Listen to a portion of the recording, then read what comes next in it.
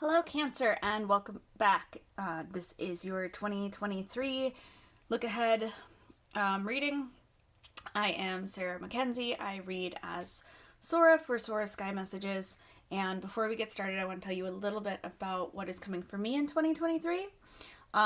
If you followed this channel, you know Killer Pancake Illustration. You probably know that this is one of their decks. And that I love working with them. Genevieve and I have collaborated before in putting together the Harmony Tarot journal, but we are doing something even bigger now. She invited me to consult on her newest deck, which is really exciting. The Haunted Tarot deck is a deck that explores folklore from this area, Eastern Pennsylvania, Western Ohio, and West Virginia, and takes those stories to look at history. Genevieve uses tarot as her medium to talk about all kinds of interesting concepts, and this deck is no exception. It is really exciting to be a part of, and we are going to Kickstarter with it on January 10th, 2023. So the link to the description and the countdown and everything will be the first thing you see in the description box. If you could go to it, learn about it, share it, that would be great. We are hoping to get enough interest that we can make this a much bigger run than usual. And with that, I just want to thank you and let you know a little bit about the tarot spread that we are going to use. So we are going to use the Wild Unknown Tarot. That's by Kim Kranz for the bulk of the spread, which will be our card for you, Cancer, a card for opportunities, a card for obstacles this year, a card for what you can expect, or what you can control, rather, and what you can't control, and then a card for each month, and then we will switch over to the Bridge Witches deck by Killer Pancake Illustration. Genevieve is a Cancer, so I thought it would be perfect to use one of her decks for the water signs, and it's one of my favorites to work with. But we will use that to pull 3 main themes for the year, as well as any sort of clarifier that we might need to grab.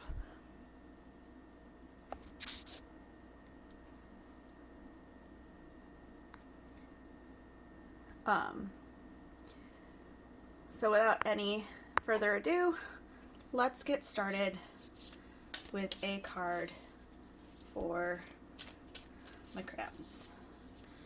Card for Cancer. We have the Sun or Knight of Swords. I think of this card as my philosopher. He is the person who is looking for the answers. And while I speak and say philosopher, I don't tend to mean things like Socrates and Plato and all of that. I mean more about exploring different beliefs and really being dedicated to a search for answers, whether that is answers in terms of philosophy or religion or politics, or the answers for you. This is very much a dedication to getting that information and to learning. It's a great place to be right now as we leave one year and go into the next. You know, this search for answers can get you the sort of information that you need to make really good decisions, to be really in alignment with yourself and your beliefs and your values, and just sets you up for a really good year. Let's look at a card for opportunities. That is the Father or King of Pentacles. That is a card of generosity, but it is also a card of success.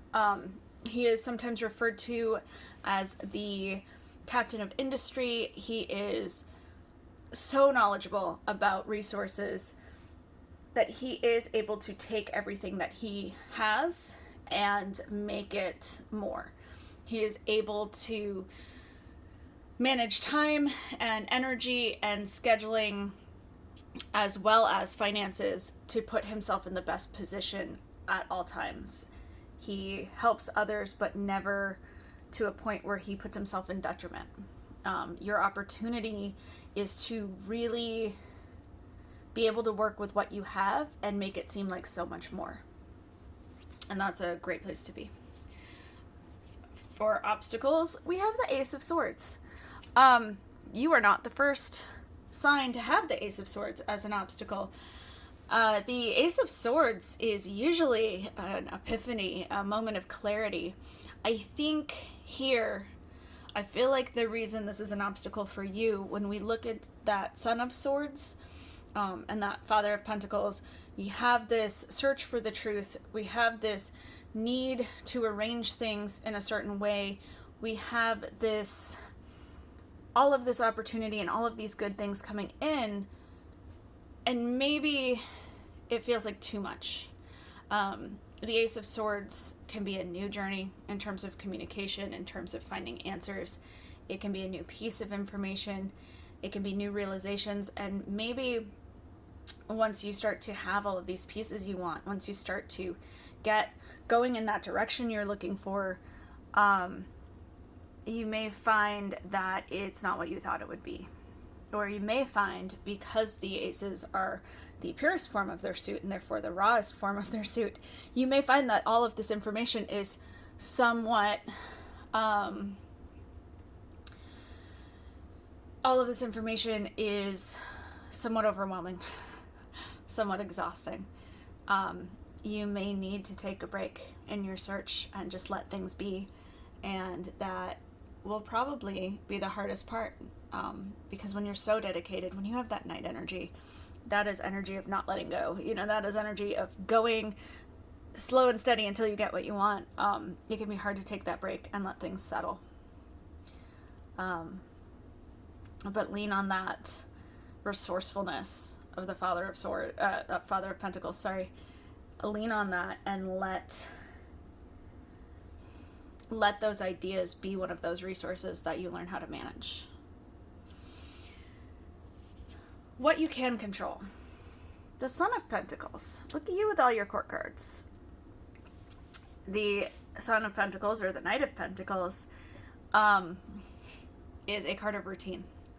It is a card of loyalty and steadiness and stability. And in terms of what you can control, this can be your schedule. This makes a lot of sense with the Father of Pentacles. You know, this can be setting your routines and your life. For some people, it's routines. For some people, it's different structures, processes. But essentially having a plan for various things that come up and sticking to that can make it a lot easier for you to calm that overwhelm. So you can control some aspect of the stability of your life, and you can make some things work. And that is something you're going to want to hold on to. For what you can't control, we have the Father of Cups, another court card. So the Father of Cups is the balance between head and heart. In terms of what you can't control, this usually means either being all up in your head or all up in your feelings. Or it can be an imbalance between what is going on in your head and what is going on. It could be that logically there is something that you believe is correct, but in your heart it feels very different, and that misalignment, that imbalance, or even just that argument between your head and heart can make you feel frozen in your tracks. Interesting that we have that for what you can't control when we had the Ace of Swords for the obstacle, because that Ace of Swords, that epiphany, that clarity, may be that the understanding and the answers you are getting are not ones that feel good with your beliefs, the things you feel deep in your heart. So this may end up being a year of soul searching. But I do believe that if you can be brave enough to see why your head and heart disagree and let both exist, and maybe come to some sort of compromise between them, it will be very beneficial. So let's start with January. We have the Eight of Cups. That makes the rest of this make a lot more sense, to be honest. The Eight of Cups is a card of needing to let go of something you have outgrown. This is not something that you have inherently stopped loving. This isn't something that you want to let go of. It is something that you need to let go of. Sometimes this can just be situations where instead of trying to force friendships, you let them fade away. Social media is really wonderful in bringing us together, but it also has disrupted the natural ending of contracts. We are not meant to know everyone in our life forever. It is really nice to be able to check in on people and know where they are, but it is really hard to grow when you continue to hold on to the attachments that represent someone you used to be instead of someone you are. And that's what makes the Eight of Cups so hard. It's not that the situation is bad, it's that it's not right anymore. And there you get often that battle between head and heart, because logically you know that you should go forward and find what fits you now, but your heart says, but we love this situation, this person, whatever, even if it's draining us. So that will be a challenge for January, but an important one. Because if you don't address it at the Eight of Cups, it will come back as the Ten of Swords. And if you don't address it as the Ten of Swords, it will come back as the Tower. So it's time to get a little bit brave about rearranging our situations. For February, we have the Hermit. This is a card of deep reflection. I love this after the Eight of Cups, because as difficult as it will be to leave a situation that you once loved, the Hermit is a card of getting yourself to where you are in alignment with yourself, where you are comfortable and happy with who you are. It is a card of reflection, but it is a card of contentment. People think of the Hermit as isolated and alone, but he's not alone because he has to be. He's alone because he thinks he's pretty cool and he likes spending time with himself. He likes his alone time. And that kind of self-understanding actually makes the Hermit better in relationships, both friendships, acquaintances, romantic relationships, really any type, because when you know who you are and you have a really strong identity, it is very hard to get pulled into things that don't fit you. So I love this because you've let go of something that is holding you back, and now you get to see what you were holding yourself back from. You get to see who you really are. So that's kind of immediate progress early on.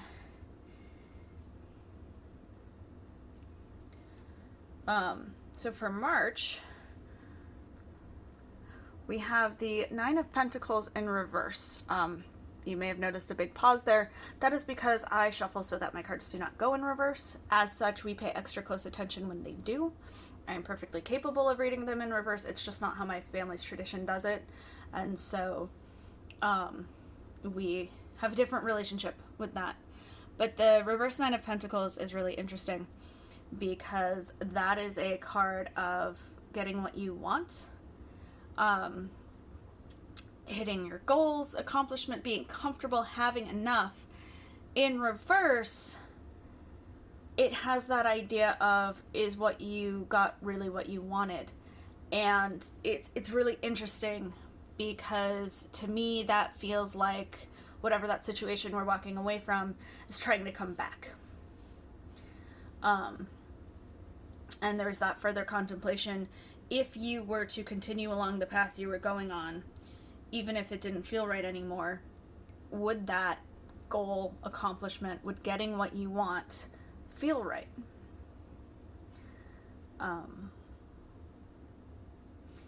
It can also be that you don't leave when you have the need to in January, and that you do run into that. But definitely some contemplation and definitely some back and forth and trying to figure out what you really want this year. Going on to April, we have the Daughter or Page of Cups. That is the Dreamer. That is a card that encourages you to think bigger, dream bigger. There may be some shakeup in terms of leaving and identity, and just given the other cards, there may be a lot of, I don't know what I want, I don't know what I got. And this card is like, but have you thought about more? It is the reason this doesn't feel right because it's not enough.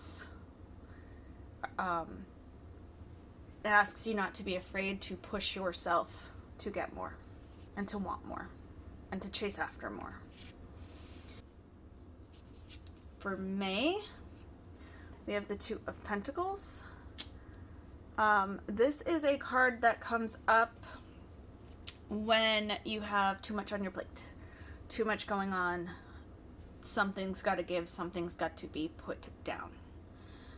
It's usually about priorities and taking on everything for everyone. This is interesting given how the earlier parts of the year look. It may be that you're still carrying something from that old situation. Whatever it is you've walked away from, you may still be doing something for it or them out of habit. And it's time to maybe give some responsibilities back.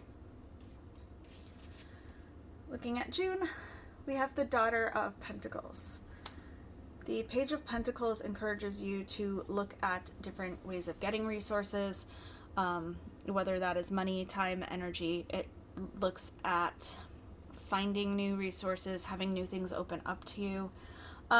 Sometimes there are messages of money. This would more likely be like a rebate, maybe a tax refund, than it would be a windfall. But it is kind of a new opportunity, speaking to something new and exciting.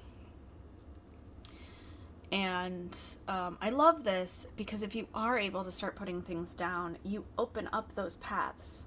You can't see what's in front of you if you are carrying the weight of the world on your shoulders. If you are in autopilot, you are not thinking in an adaptive way. You are not able to see all the things around you that you can grasp and hold on to. So I love this because we are putting down or away a lot of the things that are draining us for the first part of the year, and then we're going to move into something new and something better and bigger. So in July, we have Death. If you follow me, or pretty much any